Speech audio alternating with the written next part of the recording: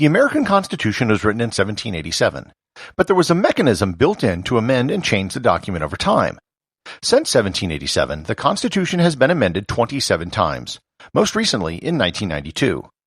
The most recent amendment, however, had a path to ratification which was far different than any of the 26 before it.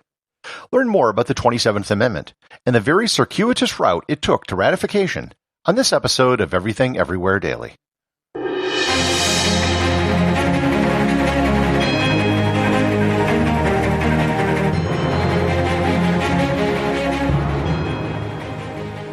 This episode is sponsored by Expedia's Out-Travel the System podcast. I know you love to hear the story behind the story, so let me tell you why I think you might want to listen to the Expedia podcast, Out-Travel the System. This season alone, the show talks to someone on a mission to visit every country in the world. In case you're wondering, the tally stands at 194 out of 197 countries. There's the man who's visited and stayed at literally thousands of hotels, who shares some of his favorite unique accommodations and experiences. Or how about the woman who has reached some deep philosophical conclusions about travel and privilege, in no small part because of the pandemic. Get all of this and more when you tune into the show, including larger insights about the future of travel, as well as tips and tricks to maximize your savings for your next trip, whenever you feel ready to head out into the world again. You can find Out-Travel the System on your podcast platform of choice. The 27th Amendment is pretty short, so I'll just read it in its entirety. Quote, "No law varying the compensation for the services of senators and representatives shall take effect until an election of representatives shall have intervened." End quote. Basically, Congress can't give itself a pay raise until there's been an election. As amendments go, it's pretty non-controversial. It became part of the Constitution on May 18, 1992. When the Archivist of the United States approved that 3/4 of the states had approved the amendment. 7 states went through the process of formally ratifying the amendment after it became part of the Constitution, most notably Nebraska in 2016. And just as a refresher, for an amendment to become ratified, it has to be approved by Congress by a 2/3 majority in both houses, and then it must be approved by 3/4 of the state legislatures. It's a high bar to cross, but that's the point. For something to become part of the Constitution, it needs to have overwhelming support. If you remember back to my episode on unratified amendments, there are a few amendments that have been stuck in limbo. They were approved by Congress, but they were never approved by the states. What we call the 27th Amendment was once an unratified amendment. From the time it was passed by Congress to the time it was ratified by the last state took a whopping 204 years. How in the world did this amendment take so long to pass, and what eventually revived it from the dead?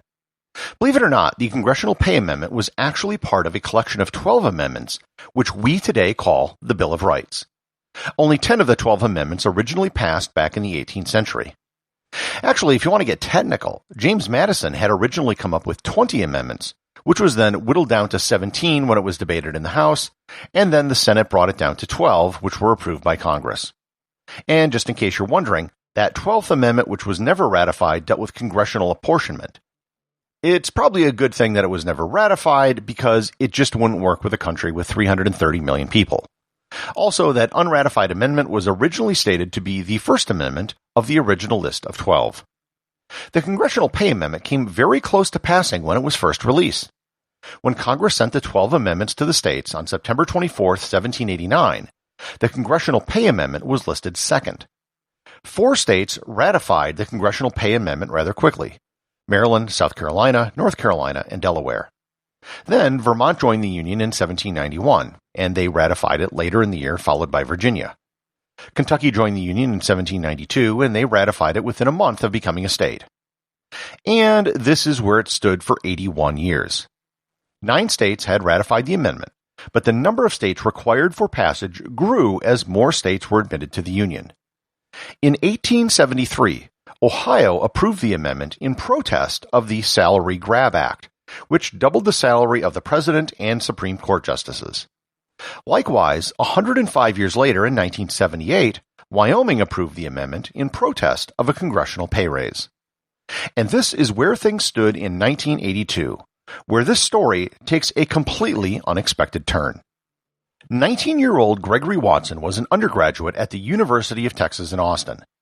For an assignment in a political science class, he had to write a paper about some governmental process.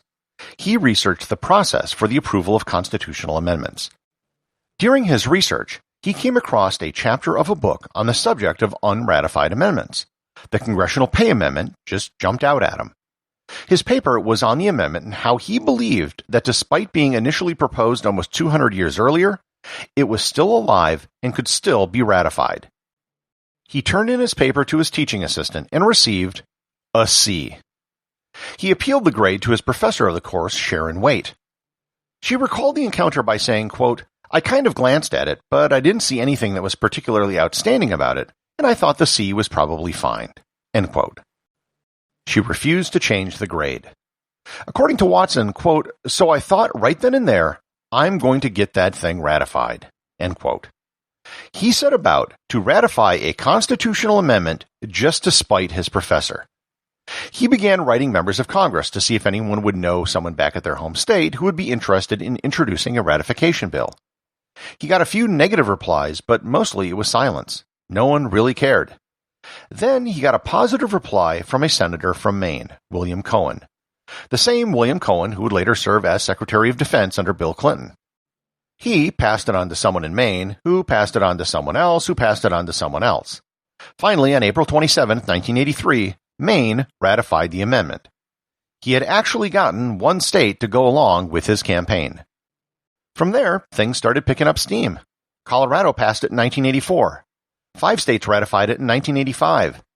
3 states each passed it in 86, 87, and 88.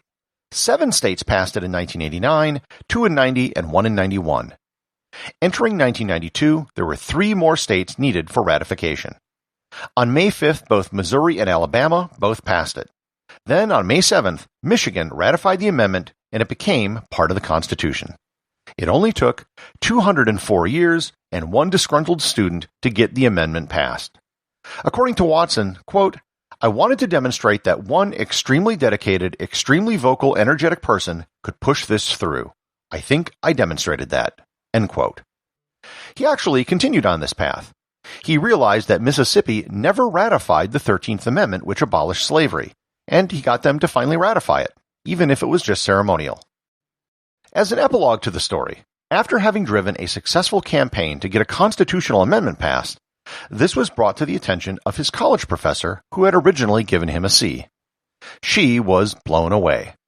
She said, quote, "Many people have said, you never know what kind of effect you're going to have on other people and on the world. And now I'm in my 70s. I've come to believe that's very, very true. And this is when it really hit me, because I thought to myself, you have, just by making this fellow a grade he didn't like, affected the U.S. Constitution more than any of your fellow professors ever thought about. And how ironic is that?" End quote. In 2017, 35 years after issuing the grade, Sharon Waite filed the paperwork with the University of Texas to change Gregory Watson's grade from a C to an A. The associate producer of Everything Everywhere Daily is Thor Thomsen. Today's review comes from listener Dean Laffin over at Podchaser. He writes, "This is easily one of the best pods on the planet and one of my top 5 greatest of all time. In about 10 minutes, Gary delivers all you need to know on the most incredibly peripatetic topics. Here's the fact. Even the topics you look at in your pod app and think, this one might not be for me. Wrong. When you listen, you'll love it. I listen to a lot of pods, and there are only a few that when I see their icon in my update feed list, it gives me a little jolt of excitement. This is definitely one of those. Plus, you get to sound really smart at cocktail parties and barbecues. Oh, the Halifax explosion of 1917? Did you know that?" Wow, thanks, Dean. I have to say, your review is probably the GOAT of reviews. I'm probably going to use excerpts from it for my media kit. Remember, if you leave a review or send in a question, you too might get it read on the show.